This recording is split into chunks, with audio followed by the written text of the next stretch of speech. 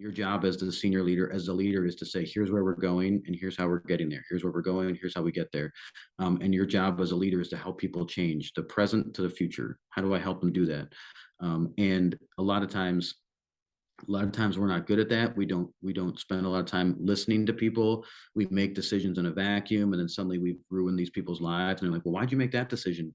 Because we're so arrogant enough to think that we have all the right answers. Welcome to the LandLife podcast with your host, PJ Riley.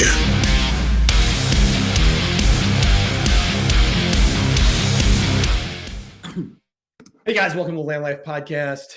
My name is PJ Riley. Guys, if you're getting value, you're getting information, lots of good stuff from this podcast, make sure you like, subscribe, leave 5 stars. At the end of the podcast, our guest's going to kind of let you know how you can get in contact with them. If what they say is inspiring to you and you want to learn more, make sure you contact Jon Whiteway today. The guy is, he has got a majestic beard. If you're listening to this, you're missing out. You're missing out on that's a quality beard right there. Jon, how you doing? I'm doing very well. Thank you for having me. And normally I'm told I got a face for radio, so I appreciate that compliment on the beard. So thanks. Oh, around tough dudes, man, you're part of the team, buddy. You're the guy I want standing next to me in the bar. I want to keep you on my side. So here's Jon's background. It's really cool. First of all, he graduated from Pepperdine, so he's super smart. You're gonna have to tone down the education level on this podcast, buddy. You're a pastor, a professor at Syracuse University, an officer in the United States Marine Corps, and currently leadership coach and consultant at Whiteway Leadership. Dude, that's a pretty impressive background there. Yeah, well, thanks. I ironically, I never went into life saying, how can I have a great sounding resume? I just kind of took it out every opportunity and another opportunity. And then eventually I found myself saying, oh, well, can't believe I got I've been blessed to have some great experiences and have some great opportunities. So that's kind of how I frame it. So. Yeah. So currently you're a leadership coach, right? That's right. So we'll get into what that is here in a second, but how did you get from where you started? Let's start as, maybe right after high school-ish. Sure. How did you get from that point? Because you got so many things to cover in that time frame. We're not gonna be able to cover, third grade soccer was awesome. Right. So we're gonna have to start roughly at the end of high school and go all the way through. But get us up to speed on how you got from there to here. Good. Yeah. So right out of high school, I wanted to, I didn't really want to go to college, which again, college isn't for everybody, but my father grew up in poverty and he kind of emerged out of poverty through education. So he essentially said, and it's really non-negotiable. You got to go to college. And so I was like, okay, I'll go to college. I went to University of Valley Forge. Of all things, I got a youth ministry degree. And then during that time, while I was in college, I remember laying on the couch in summer, being a complete turd. And my little brother brought his Marine Corps recruiter in. And I was like, oh man, I'm never going to join the Marine Corps. How terrible does that sound? And then I went to his boot camp graduation. And by the time I was done graduating college, I said, I'm going to go be a Marine. And I was a Canadian citizen at the time, so I was an immigrant from Canada, so I could not pursue the officer route. So I enlisted, and at the November of 2004, and then in the summer of 2005, I was in Iraq in the troop surge with my little brother. We were in the same unit, and I was an infantry guy, so kind of lowest on the totem pole. I was stirring poop and diesel fuel. I was, doing all the working parties. I was, carried around a squad automatic weapon, just patrolling around everywhere. And that's really where the catalyst for kind of like the rest of my life kind of happened. And it's kind of in that moment, I had a moment there that kind of changed the way I viewed things. And the moment was when we were deployed, we were in a 4-story schoolhouse. That's where we were in the city of Hit. And we had a cycle, like you'd either go on patrol or you'd be on security or you'd be on rest. And I was on rest at this current point. I was laying in my rack, and just reading a book, maybe Harry Potter or something like that. Weird the things you read when you're in the middle of a war zone. But I remember laying there and I heard some kind of machine gun fire in the background. I was like, oh, okay, that's not normal, or sorry, that's not abnormal, right? So I'm like, oh, that's normal. Then I heard a little bit more, got a little bit closer. I was like, oh, okay, someone's getting some, right? And then kind of like the positions on the rooftop, all the security positions, they started going, and I was like, okay, this is popping off a little bit. And they yelled out, they said general quarters, right? Which means everyone just get your gear on. And for me, that meant get my gear on, go in the hallway. We're on the third floor. Wait until someone tells you what to do. And again, I'm a private first class. I got an automatic weapon. I'm just waiting for someone to tell me what to do. And I looked down the hall where my platoon commander lived, and he was a staff sergeant. And I saw him run up the stairs, run into his room, run out of his room, and run up the stairs to the roof. And meanwhile, we're all standing there, like sitting, we're like waiting for someone to tell us what to do. And then so eventually we're like, no one told us what to do. So we're like, okay, I guess we'll go to the roof. Right. So we started walking to the roof. And as I was going to the roof, kind of like the whole room kind of blew up in dust and was thrown to the stairs, and got up. I don't necessarily remember, but I got up and I turned back, and the hallway I just come from was covered in dust and it was coming out. And I thought to myself, okay, I'm going to have to go do some like triage with my guys. Like they're all injured or something. I walked back there. It turns out there was no injuries, but it's chaos, right? It turns out that a suicide vehicle IED had tried to make his way into our base and blew himself up a little bit too early, but blew in all of our windows. And it turns out that we're all sitting there, and I found myself in the same place where I was in general quarters. I'm like, okay, well, now what do I do? And then this random dude, his name was Sergeant Phillips, I'll never forget him. He came running over. He wasn't in our platoon, not in my chain of command. He came over. He looks down. He's like, what are you guys doing? We're like, he literally points. He goes, they're over there. Go to the window and shoot. And we're like, I was like, okay. So me and my buddy, we ran over, went to the window, we started shooting out the window, kind of, I had an area fire weapon, and it's a machine gun. It's not really precise. So I was like kind of laying down suppression fire, and then kind of, we saw the crater afterwards and everything kind of played itself out. But that was the moment that changed me, because I remember the feeling of being the private first class, the guy on the ground on the bottom level in the midst of a chaotic situation, looking for somebody to give me some sort of direction. And the one person that I kind of looked to do that I saw running around doing his own thing, not doing what he was supposed to be doing. Yeah. But it was this other guy, this totally guy not in my chain of command, who came over and gave me simple, clear instructions about what to do. Right. And so the reason that changed the trajectory of my life is because I then came back from my deployment. And then I was like, okay, well, what am I going to do with my life now? And I said, I want to be a Marine Corps leader. I want to be like an officer. And I ended up going I had a contract for an active duty officer. I got injured in OCS, so they sent me home.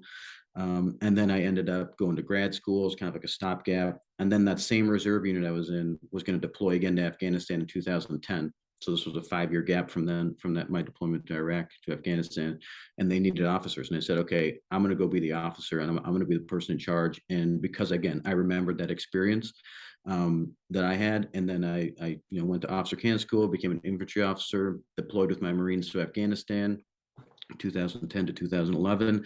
And that kind of got me into the realm of leadership and helping leaders and developing leaders. And from there, I went back to grad school and got a master's in organizational development, and then went right into getting a doctorate in organizational leadership. The goal being to say, how do I help leaders and organizations, essentially leaders, become better? And essentially, here's my motto: to become leaders that people want to follow. Right? It's not, and because how do I help them become that Sergeant Phillips, who in the midst of all the craziness says, hey, follow me, do this, and helping people do it. So that's the long and short of kind of how I ended up. And I started my own business, and now I'm here. So yeah, that's super interesting. So a lot of people too, like when they get out of the military, right, they want us to continue to be a leader, so they go into maybe law enforcement, because you're still carrying a weapon. You're still you feel like you can pull something from your previous life into that.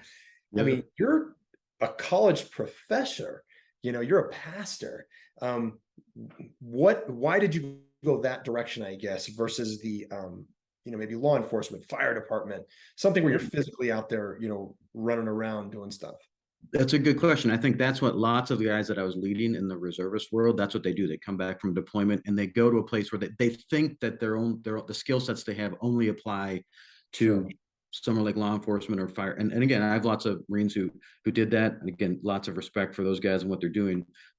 But I think lots of Marines and lots of military guys have a hard time understanding how their skill set applies to the civilian world and what makes what they do valuable. And um, I found that I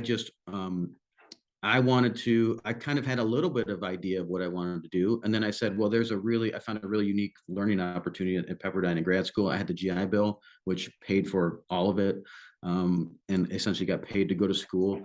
And so again, like I said at the beginning, I never had this grand vision for my life saying, here's where I want to be in 15 years. I said, there's just opportunities that came up.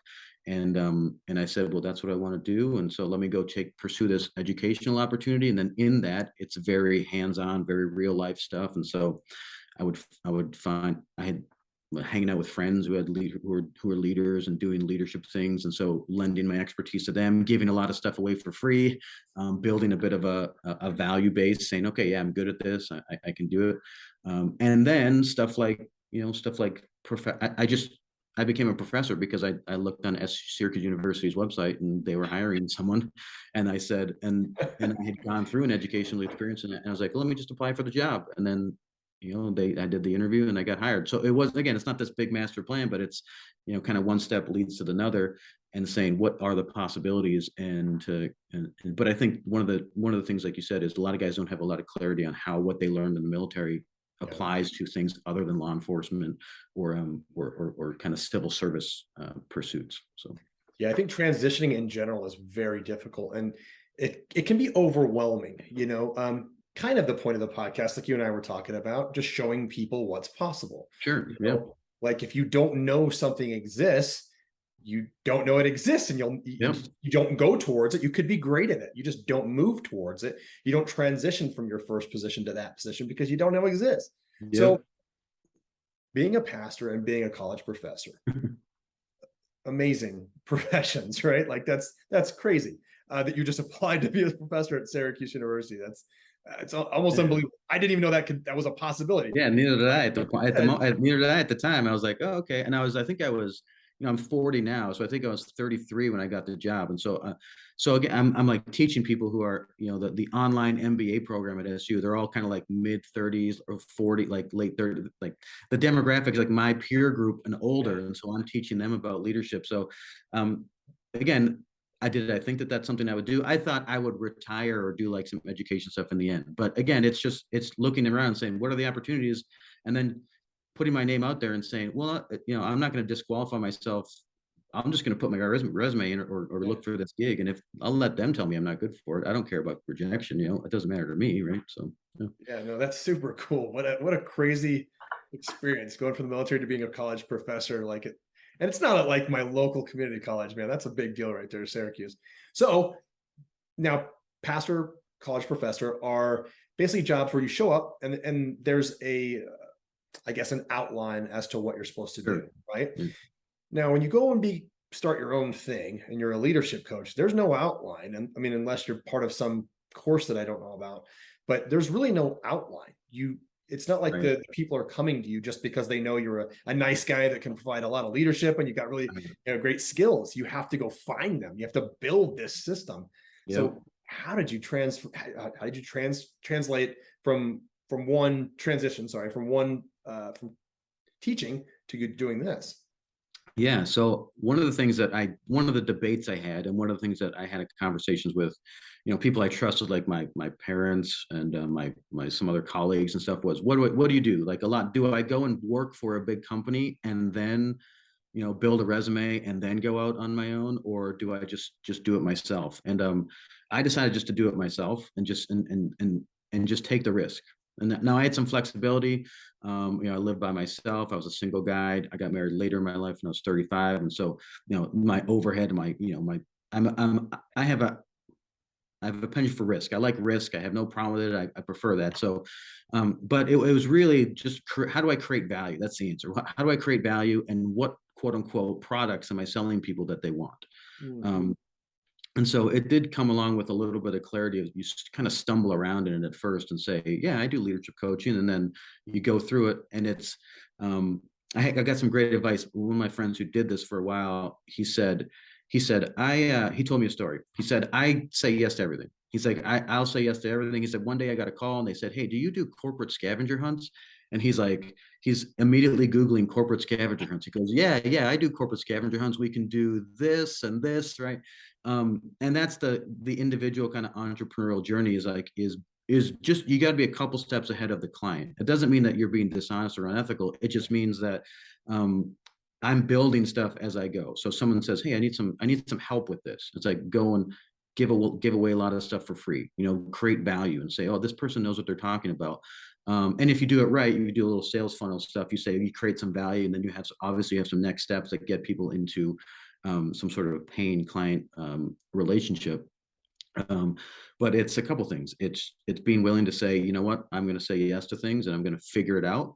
And while also that, voice in the back of your head that every entrepreneur has, which is that imposter syndrome, and saying, I don't know what I'm doing. Don't say yes. How can you? You're lying to this person when it's not. You're just like saying, I'm going to figure this out, and then and so that's kind of how it worked. And then eventually just building some name recognition, building some professional pieces into it. And then eventually you just kind of start building clientele, and then you start building some real products. Like once I do something for someone, I built it for them, then I can do it for everybody else. And that suddenly I have a product I can sell people that's worked. And I kind of, so that's kind of how I did it. Again, I always tell people I'm a terrible person to talk to because I just did things. I didn't have this master plan. I just said, I'm just going to do this and do this and do this.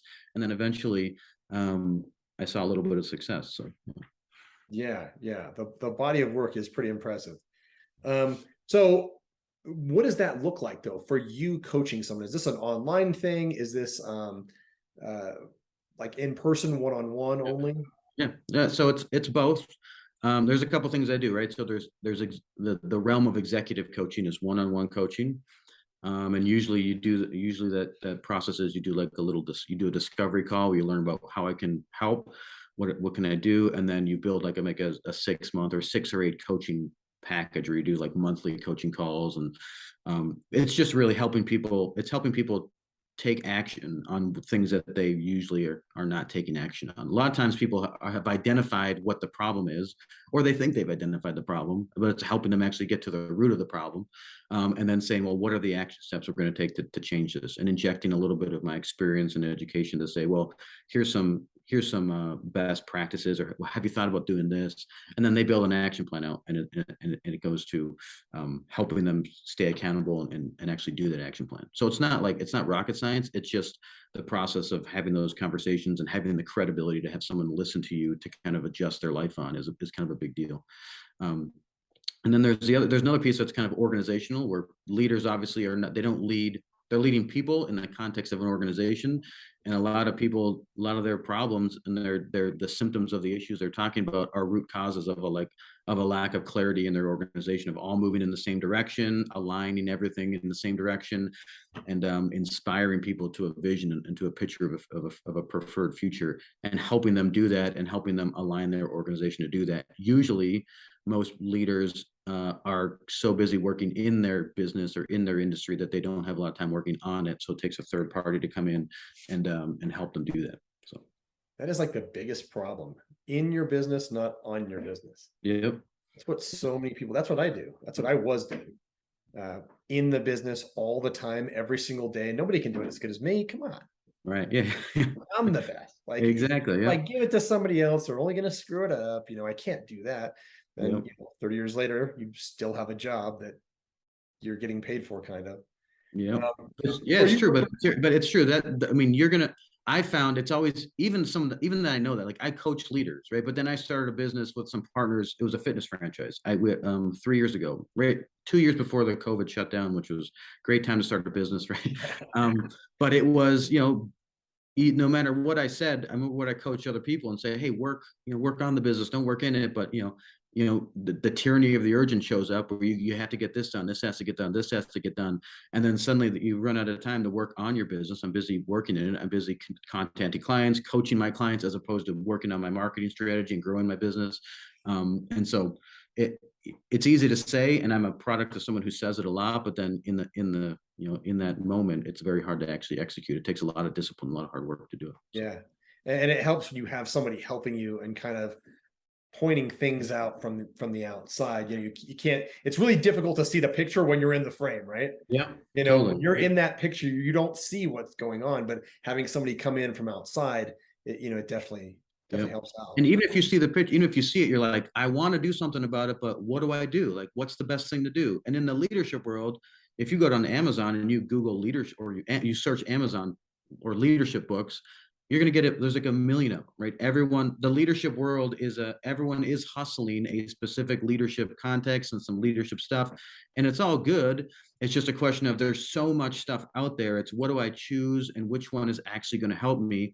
And how do I get someone that I trust who's been there? And this is kind of like, you pull back the curtain a little bit of saying, well, what's the marketing strategy specifically in coaching? It's kind of two things. It's someone who is a trusted guide who both I have empathy with that person. They can empathize and say, okay, Jon knows what it's like to be a leader in my position. Okay, so that helps. But then also has confidence in my credibility. It says, oh, this person can actually help me get somewhere.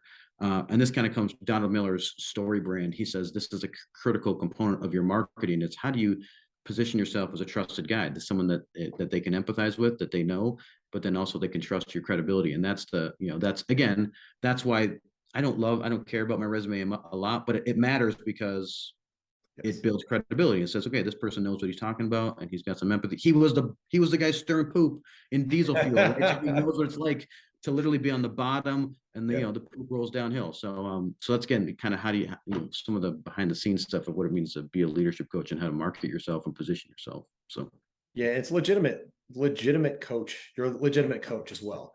I've seen so many coaches. It's an industry in itself to build coaches.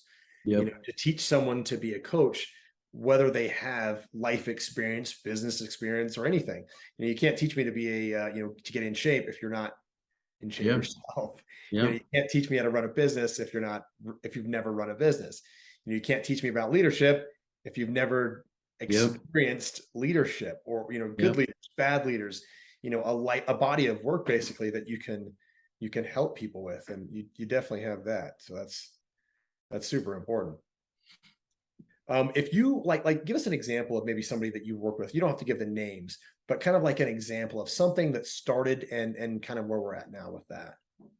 Yeah, so I'll give you an example of a medium-sized tech company, for example. I coach some guys with, and my contract's up with them, but they're like a managed service provider, right? And I knew someone who was one of the VPs there, and he's like, we really need this, like, our team is dysfunctional. Our CEO is not, he's not really acting like a CEO. So I said, so I went in there and said, okay, let's do a full day. I do a 5 behaviors of a cohesive team. It says, let's measure the effectiveness and the cohesion of your team to get the results you want.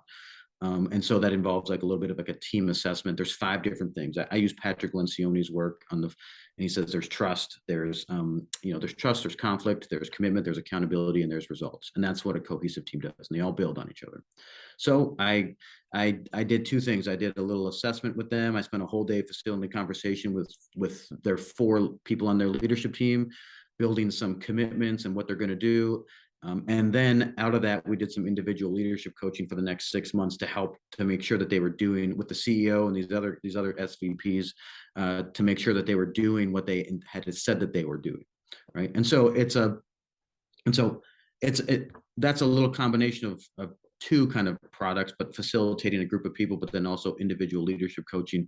And specifically with the CEO, it's how do you do the things that a CEO needs to do and be decisive and cast vision. And he was one of the guys, he was like a leader who was, he's a tech guy. So he's always like, he wants to get in, he's like coding. He wants to do like the future stuff. He wants to code products. And it's like, no, you're leading people.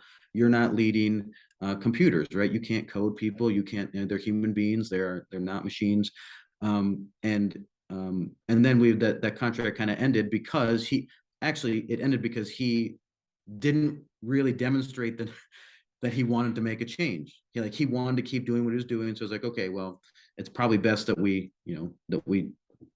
that you go continue doing what you're doing. The other SVPs loved it. They loved the coaching. They thought it was great. But sometimes, as a leadership coach, the most frustrating part is that you don't get to control the person, and that you can lead them and kind of help coach them and guide them.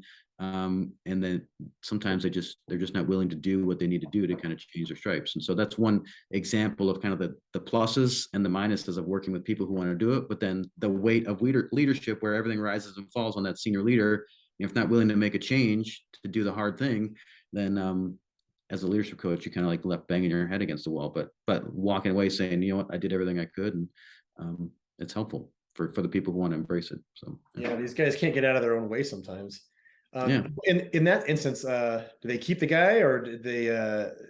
Well, he's one of the it's a founder, so he's like the Okay. founder, and also, which again is a wholly unique environment to be in, where you have, again, if everyone listening to this, if you're the founder and you want to start something, you start building a team, you start building a business, right? You're going to run into some unique things where you, the founder, you want to keep doing everything and transitioning from I'm the founder, I'm doing everything, to I'm building a team and trusting my legacy and my livelihood to other people. That creates some unique challenges in and of itself. So yeah, absolutely. How did you find that group, and how do you find people to work with in general? Yeah. So a couple things. So I do have, again, I have a website that there are some things that I do in terms of, you can do like you can do individual, like LinkedIn marketing, and kind of direct market people and kind of hire people to do that. I don't have a lot of time or energy to spend doing that myself. So, but then also local people, a lot of it's just word of mouth. It's being around people, and it's, I give away a lot of stuff for free. There's another author, his name is Michael Hyatt. He says the best way to grow your platform is to grow other people's platforms. So if you go in there and you help other people grow their platform, then you're gonna by default grow your own platform. So giving away a lot of stuff for free, generating a lot of value. But again, and then kind of just just learning that to chase down every lead, in the moment. I've lost a couple of leads because I didn't do it right away, and I wasn't as proactive as I needed to be. And then look back and regret. You say, okay, I learned my lesson. And I'm going to chase it down, and I'm going to have a very clear process for people once they get in that sales pipeline, that sales funnel.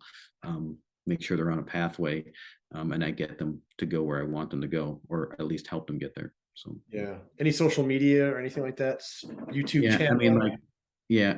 I'm actually not great at social media. I'm on LinkedIn, and I have my own website. And then I'm like never on Instagram. I'm never on Facebook. I have a TikTok channel where I dance. That's all I do. No, that's not true. No.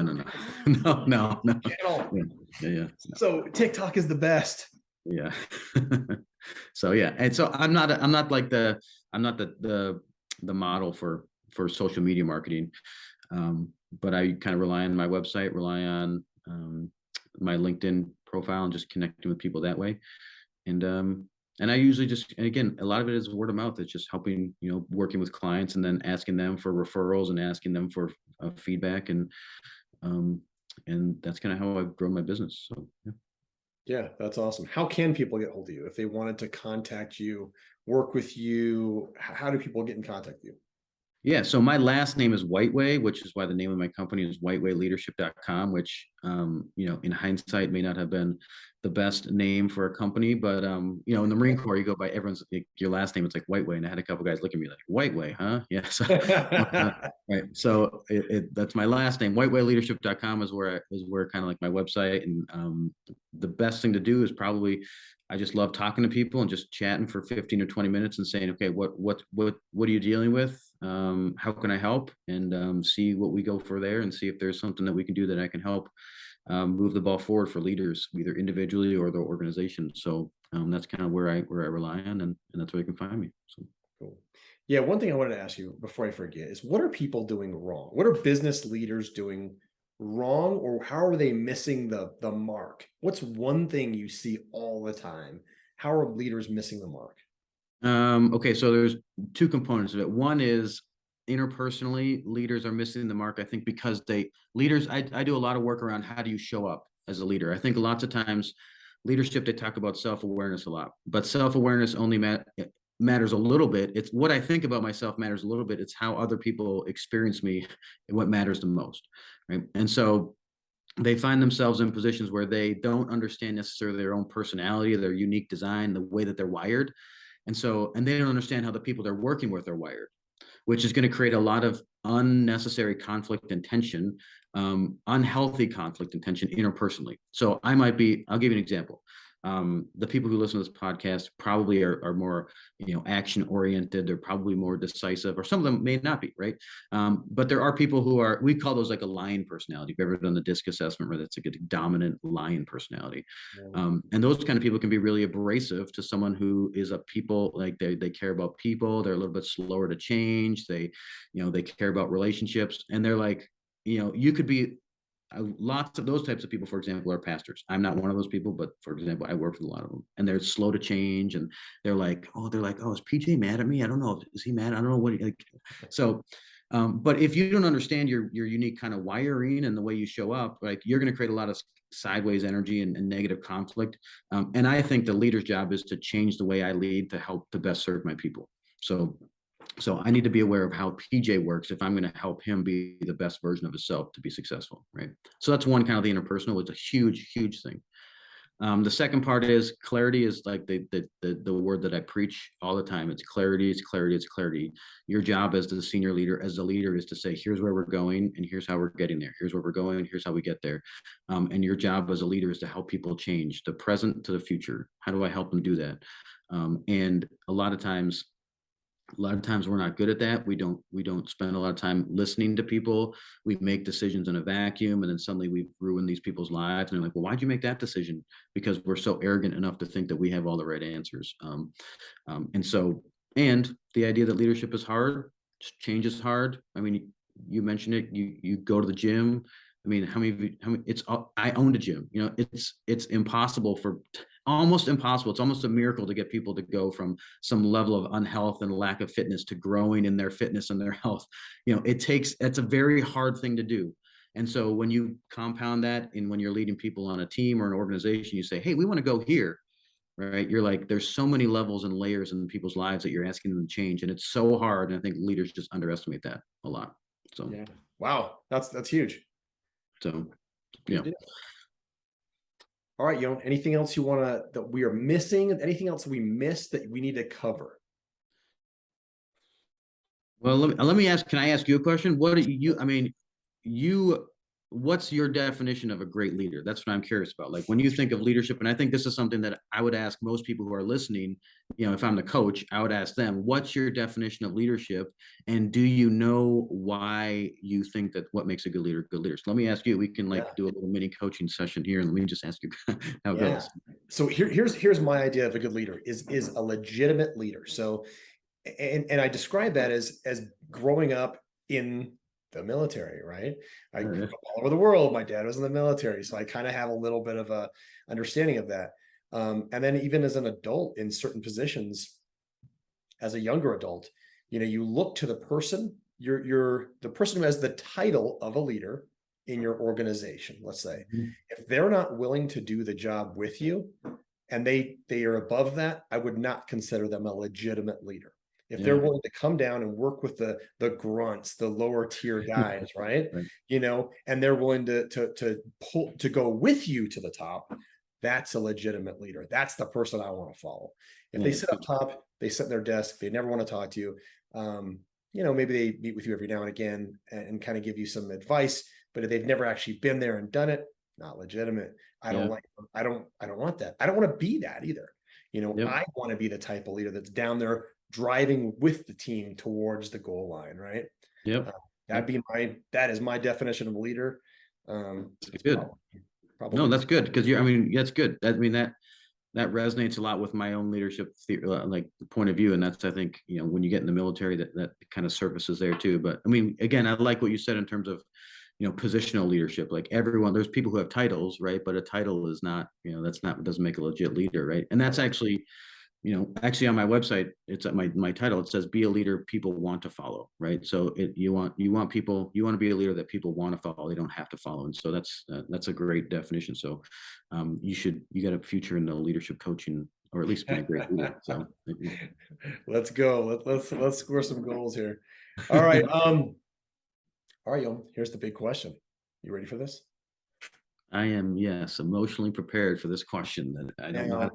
Yeah. you went to Pepperdine. You're a professor at a big university. Yeah. But this is Mensa level intelligence you're going to need for Yeah. this question that I My whole ask. life is culminating right here. I know. This All is my it, learning. man. People are watching. Yeah. All right. If you, Yon, could buy a land anywhere in the world, we're LandLife. We buy and sell land. Yeah. If you could buy land anywhere in the world, where would it be and why? Hey, that's a good question. Very good question. Now, hmm, I would now. I think again. I think of a bit of like investment, like a return on investment kind of guy. So I'm like, I'm Smart man. also kind of I'm a bit of like a soccer fan too. So like, I like one of my soccer teams is in London. My wife went to school in London for a little bit. She loves it. So I'm like, well, that's a great, if I could get some land there in kind of down right, then that would be a great investment and be a great place to go visit. I think that another side of my brain, I mean, am I allowed to give, I can't give options, right? I can't give you the You different do thought whatever you processes. want. This is your show, Yon. Yeah. This is you. Other times I'm like, well, I mean, let's say my crypto investing works out. Like maybe I should go live in the UAE so I get some tax free benefits there. But then my heart side says I'm gonna go live. I want to buy a little piece of land in Savannah, Georgia, where my mom and dad live, and my brother and sister and little niece. But so a couple different things. I'm torn, but I'll say London just because it's cool. I'll go live there. It's a good return on investment, and yeah, they speak English. Yeah. So This is your wish. Anywhere you could want to buy, because I promise you, Savannah is the cheapest of all those options. Yeah. You're going to buy it for much more affordable than anywhere in London or UAE. Yeah, that's right. So that's a good deal. You and I really appreciate it, man. I appreciate you being on here. Let's thank Matt Wood too. Matt Wood's the guy who introduced us. Yeah. I say his name quite a bit. Matt's an awesome Yeah. dude. So Matt and I were getting yelled at Officer Cannon School down at the W end of the squad base. So I'm grateful he recommended me. Thanks for having me. And I will be recommending this podcast to everybody I know. So I'll go give you a rate and a subscribe, but everyone else should do the same. So thank you very much, man. I really appreciate it. Had a great time, guys. Till next time, I'll see you on LandLife.